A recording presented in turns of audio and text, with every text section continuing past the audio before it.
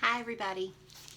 Today we're going to read chapter 2 of Old Ben. Yesterday we found out that the main character, Shan, made friends with a black snake that he found under the apple tree in the cow pasture.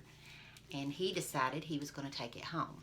So today we're going to find out what happens when he puts it in the corn bin. Chapter 2 is called A New Home in the Corn Bin. When Shan began walking toward the gate, the big black snake seemed content to ride on his shoulders. He was always in motion, shifting from one shoulder to the other. Shan knew old Ben could easily have slipped to the ground, so he was sure his new friend was enjoying the ride. "Old Ben, you've never been carried before, have you?" Shan asked. "You've always had to crawl low on the ground and look up. Now you're riding high where you can look down. Do you like it?" Shan went through the gate and fastened it behind, and as he started walking along the cattle path toward home, he met Daisy, one of the cows, who had strayed from the others. When Daisy saw old Ben on Shan's shoulder, he gave a loud bawl. She switched her tail and ran toward the herd. "Don't you worry because Daisy didn't like you," Shan said. "She doesn't even know you." A Kentucky cardinal flew down from a tree close to Shan's head and made a strange sound. Shan stopped and looked up into the tree from which he had flown. There was a nest on a limb where 4 little birds were sticking their heads up crying for food. "That was a mother cardinal, old Ben," Shan said. "She was afraid of you, and she should have been afraid of you because you eat birds. But don't worry. I know of something else for you to eat that you might like even better than young birds." When Shan walked over a little hill and started down the other side, he saw Ward coming up the hill. Ward stopped suddenly when he saw old Ben on Shan's shoulders. He started backing down the hill and his lips trembled as if he was trying to speak but couldn't. "Don't be afraid, Ward," Shan called to him. "This is old Ben. He's my new pet. He won't bother you." But Ward couldn't speak. "You wouldn't bother Ward, would you, old Ben?" Shan said to the snake.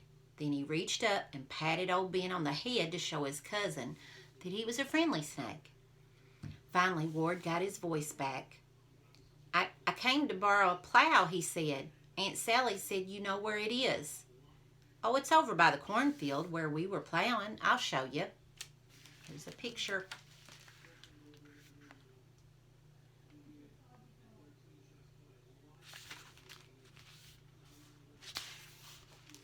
Ward does look a little scared in that picture. Ward still kept at a safe distance. "Where did you get him, Shan?" he asked. "Aren't you afraid he'll kill you?" "I'm not afraid of him now," Shan said. "I found him out by the sweet apple, and he wants to be friendly. I never found any living wild thing in the woods or by the streams that walks, crawls, or flies as friendly as old Ben is." "You say he won't hurt me?" "Of course he won't hurt you. Just walk up close to us and touch him." Ward walked up closer. He put his hand up to touch old Ben, but he drew it back. "Shan, I'm still afraid to touch him. I want to be friendly with him, but I've never touched a snake in my life." "Rub his back behind my neck," Shan said. "You know he can't bite you. His head is over on this side of me." Then Ward put his hand on old Ben's back. I touched him," he said. "I can't believe it. I've touched a snake." Now the path was broader. Pine tree tops on either side came together overhead. Ward walked beside Shan and stroked old Ben and patted his head. "What are you going to do with him?" Ward asked. "You know Uncle Mick and Aunt Sally won't let you take him into that house." "Oh, I have a place all picked out for old Ben," Shan said. "I'll put him where he'll have plenty to eat. He won't have to crawl over the fields to find food. It'll be a better home than he's ever had." "Where?" They had reached the barn lot, and Shan didn't answer. He just walked over to the corn bin, which was separate from the barn. He opened the door and took old Ben down gently from his shoulders. "Old Ben," he said, "this is going to be your home, and I hope you won't ever leave it. There are lots of mice in that corn. We need the corn for our cows, horses, chickens, and hogs. You'd be helping us a lot by eating those mice." "Where are your cats?" Ward asked. "Well, when we milk the cows, we feed the cats so much warm milk that they've got fat and lazy. They're so fat they can hardly walk. They won't even look at a mouse anymore. Mice catching will be old Ben's job now." Shan put old Ben down on the corn and stroked his head. Old Ben crawled until he found a hole and slid down between the big ears of corn and out of sight. "This might be the last time you ever see old Ben," Ward said. "No, it won't," Shan told him. "I'm sure I'll see him again. Come on, and I'll take you to the plow. When I get home," Ward said, "I'm going to talk to my father, and I'm going to see if he'll let me catch a black snake too." We're going to go ahead and read chapter 2. I'm glad that Ward liked old Ben as much as Shan did, and now he's going to try to catch him a black snake. Chapter 3 is called Shan's Mother Meets Old Ben. I can't wait to see what she says. And I'll show you the picture.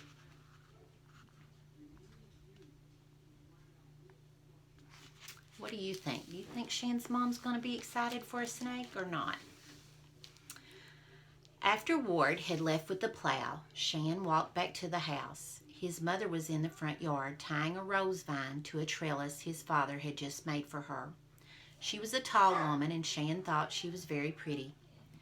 "Mother," Shan called to her, "you know what I have out in the corn bin?" And there was a smile on his face. "You'll never guess, but I'll give you 2 guesses." "I know you have some kind of wild animal that you plan to keep," his mother said. "Maybe it's a baby woodchuck."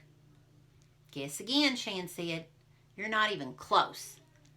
"A young raccoon?" she asked. "Nope, that's not it," he said. "I have a big black snake." His mother had smiled when she was guessing. She didn't smile now. "Where on earth did you get a snake?" "Out in the clover patch by the sweet apple tree," he replied. "At first, I thought I would kill him, but he acted so friendly all coiled up there, and he didn't even try to get away. So I reached down and I just picked him up." "You picked up a snake with your hands.